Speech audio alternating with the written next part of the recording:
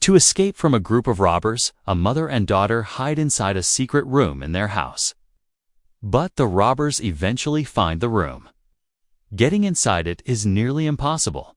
Yet instead of stealing other valuables, the robbers focus on trying to break into that hidden space. The mother and daughter then work together to find a way to escape safely. What happens next will truly shock you.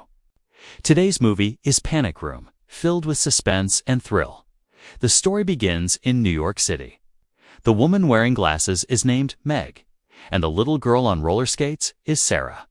They arrive with a real estate agent to look at a house.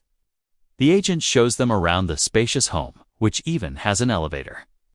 The previous owner was wealthy and extremely cautious, afraid that burglars might break in at any time. So, he built a secret panic room connected to the main bedroom. The entrance was hidden behind a mirror. Once the mirror was opened, a heavy door was revealed. The agent takes Meg inside the room, and she's amazed. There's a special telephone that connects directly to the police, independent of the house's main phone lines. The room is built with thick concrete walls for protection. The hidden room is surrounded by steel walls and contains CCTV monitors that show every corner of the house. When Meg asks how the door works, the agent presses a red button nearby, and the heavy steel door locks with a loud thud. It runs on batteries, meaning it can still lock even during a power outage. The loud locking sound frightens Meg, and she quickly asks to open the door. Just then, her daughter Sarah enters the room. Sarah is fascinated and says, "I want to stay in this room from now on." Meg warns her not to, as it could be dangerous if someone gets caught between the door. The agent explains that the door has laser sensors to prevent accidents. Meg likes the idea of this safe room. She's a well-known scientist with a stable income, but emotionally fragile due to an ongoing divorce. Her husband now lives with another woman. Wanting a new start, Meg and Sarah move into this house with their belongings. On their first night, they order pizza for dinner. Meg tucks Sarah into bed in her own room and then goes to the master bedroom. She reads the security manual and turns on the CCTV cameras but doesn't fully understand the system yet. The phone line also remains disconnected. Thinking she'll figure it out tomorrow, Meg decides to rest. Exhausted, she falls asleep as a storm rages outside. A car stops in front of Meg's house late at night. A man steps out and tries to unlock the door with a key, but it doesn't open. Meg, half asleep, wonders who could be trying to enter her house at this hour and how they got a key. One of the men outside tries another door, but that doesn't work either. He then climbs up the stairs to the roof, opens a gate, and gets inside. The alarm system breaks, and a faint signal flashes on the display beside Meg's bed. The noise is so soft that Meg, in deep sleep, doesn't wake up. Once inside, the intruder realizes two people are already in the house. Shocked, he rushes downstairs and lets his two partners in. The man wearing a cap is Burnham, the one in a mask is Raoul, and the younger man is Junior. They had assumed the house was empty because Meg and Sarah weren't supposed to move in for another 2 weeks. The robbers know the house's layout and even some personal details about Meg. But Burnham isn't a professional criminal. He's just in it for some quick money. Meanwhile, Meg wakes up. She first goes into the panic room, turns on the lights, and then heads to the bathroom. As the intruders move upstairs, Junior accidentally kicks a football that rolls down and makes a noise. Meg hears it and instantly realizes someone is inside the house. She rushes to Sarah's room. Sarah wakes up, and together they try to escape. Raoul spots them, so Meg quickly gets into the elevator. Junior runs up the stairs. Sarah reminds her mother about the panic room, and Meg immediately stops the elevator. They both get out and run toward the main bedroom. By that time, Junior has reached the upper floor. Meg and Sarah enter the panic room just in time. They move the bed sheets and pillows away from the door so the laser sensor can function properly. Junior tries to break in, but Meg presses the red button and locks the steel door. Junior can't get inside. He yells and throws things in frustration. Soon, the other two robbers join him. Here comes the twist. The robbers aren't after jewelry or electronics. The money they're looking for is actually hidden inside the panic room. Junior used to work in this house and learned about the hidden cash from the former owner. However, the owner's children and relatives never knew about it, so it wasn't included when the property was divided. Now the situation is clear. The only way to get the money is to break into the panic room. Junior asks Burnham how they can get in. Burnham replies, "There's no way. I've been building these rooms for 20 years. It becomes clear that Junior brought Burnham along because he knows all the technical details about panic rooms. Inside, Meg and Sarah are trapped. Meg picks up the phone receiver but finds there's no signal. To connect it, she'd have to call through Burnham's security system. She presses the intercom button and asks the intruders what they want. The robbers can hear Meg's voice through the speaker, but she can't hear theirs. The robbers show their demands on a piece of paper, telling Meg what they want from inside the room. Meg tells them to leave and says, "I've called the police." Byrne realizes she's lying.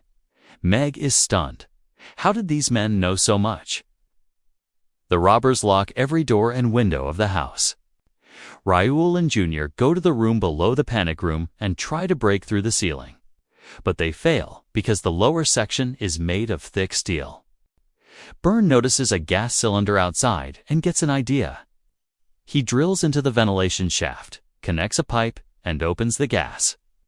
Gradually, gas begins seeping into the panic room, displacing the oxygen. Meg starts to wheeze. Raul wants to increase the gas pressure, but Byrne refuses. Their intent is only to frighten Meg and Sarah. Raul raises the gas pressure anyway, which risks killing Meg and Sarah. Oxygen runs low in the panic room. Sarah opens the west window and puts her face close to the exposed pipeline to breathe. Meg does the same and tries to block the ventilation shaft with tape, but the gas keeps blowing the tape loose. Both grow sick from lack of oxygen. Byrne repeatedly tells the others to reduce the gas pressure, warning that if Meg and Sarah lose consciousness, the gate cannot be opened. Meg gets an idea. From the emergency kit in the panic room, she pulls out a fire blanket and wraps it around Sarah. Then she takes a lighter and presses it near the ventilation. Junior puts his ear to the wall to check whether they've passed out. At that moment, Meg strikes the lighter and there's a loud blast. Fire erupts inside the panic room. Meg and Sarah are protected by the fire blanket, but flames spread through the room. The fire spreads from the cylinder and sprays across the area. Junior catches fire, but Byrne immediately smothers the flames with a sheet. Junior screams in anger, but Raul tells him to be quiet. The robbers grow frustrated. They can't find any other way into the panic room. Little Sarah then thinks of something.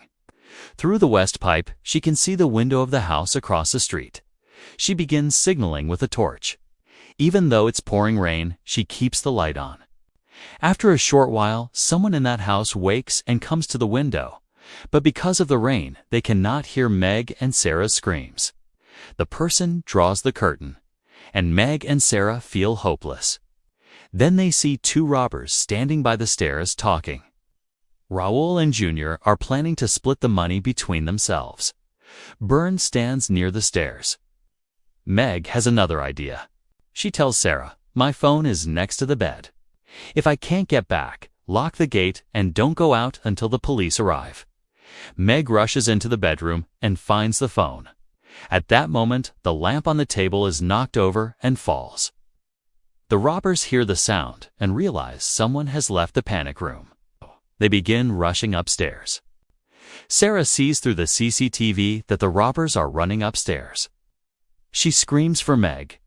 Meg grabs the phone and jumps into the panic room just in time. Byrne also reaches the room, but Sarah quickly presses the button and locks the steel door again. The robbers realize they just missed their chance, though Byrne immediately figures out what happened. Meg now has the phone inside the panic room. Junior, who had been hiding under the bed earlier, suspects that Meg might try to call the police. Byrne reassures him there's no signal inside the room. He's right. Even though Meg turns the phone on, there's no reception. The thick concrete walls block all signals, leaving both Byrne and Junior frustrated. The robbers listen closely from outside, trying to hear what's going on. Meg comes up with another idea. She cuts part of the telephone wire and starts looking for the main line through the ventilation shaft. Byrne grows suspicious and begins unscrewing the line from outside. But Meg finds it first and yanks it hard to make the connection work. Meg dials 911. At first, the operator puts her on hold, but she doesn't have much time. Sarah tells her to call her father instead. Meg dials her ex-husband's number and says, "Please help us." 3 men are inside the house. Just then, Raoul smashes the circuit with a hammer, cutting the connection. Sarah breaks down, saying, "Dad's not going to come." But Meg holds on to hope, believing her husband will try to save them. That's also why Meg bought this house near where he lives. Sarah, who has diabetes, starts showing signs of low blood sugar from fear and stress. Meg searches the room for something sweet, but there's nothing. Meanwhile, Junior, whose face was badly burned from the earlier explosion, writhes in pain. He begs, "Let's just go. This job's over." But Raoul refuses. Junior then reveals that the panic room doesn't hold 30 million, it holds 100 million. He threatens to tell the police and collect a reward of a couple of million instead. The other 2 explode in anger. When Junior tries to open the door to leave, Raoul shoots him in the head, killing him instantly.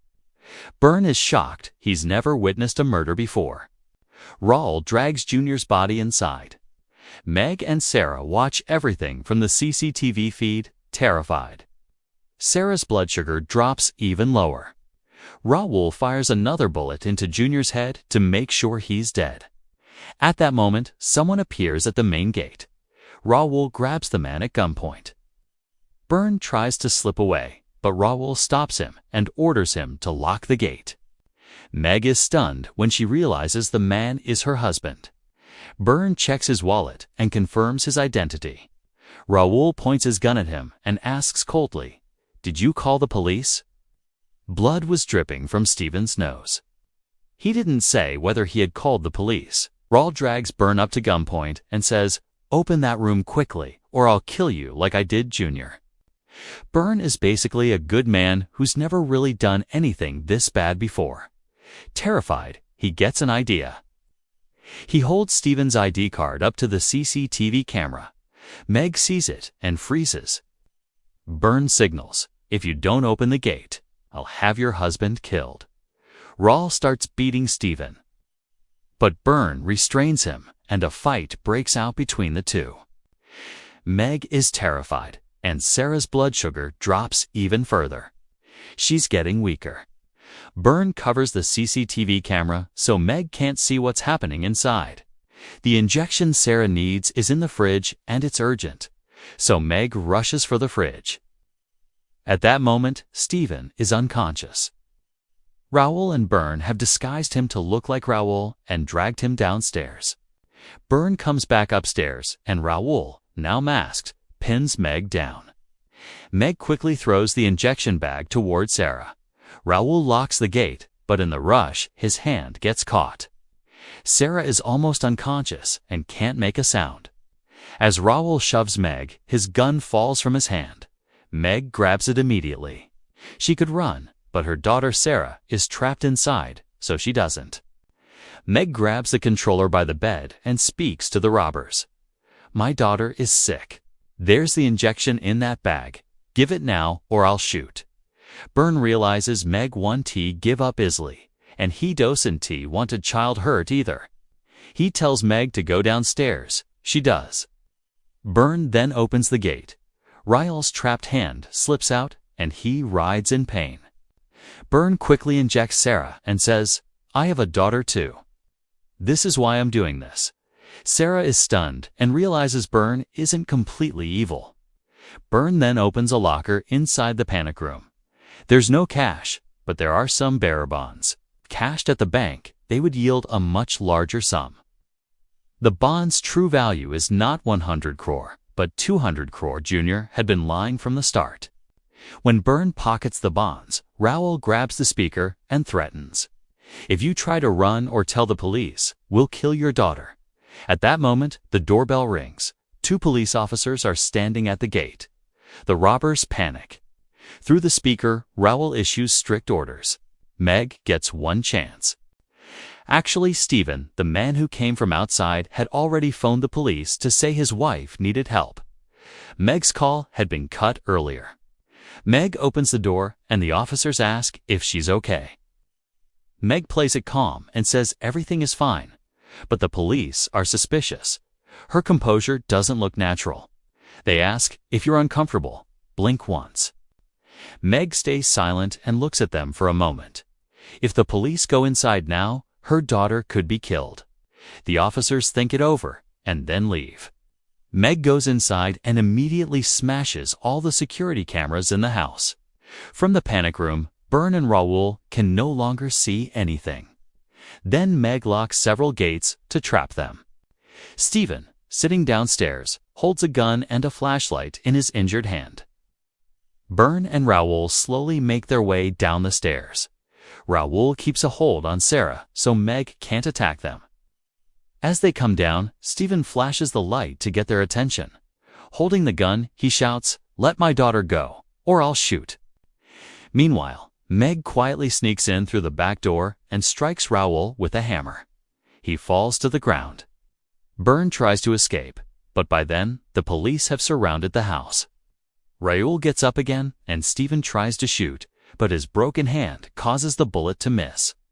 Meg wrestles with Raoul, trying to break free, but he grabs the hammer. Just then, Byrne shoots Raoul in the head. Moments later, the police rush in. Byrne tries to flee, but is caught. The bearer bonds in his hand scatter into the air. Though he wasn't entirely a bad man, Byrne still has to face the consequences. In the final scene, Meg and Sarah sit together on a park bench. Sarah looks at a newspaper ad. They're searching for a new home. The story ends on a tense but emotional note, showing Meg's bravery as she fights to save her daughter from the robbers.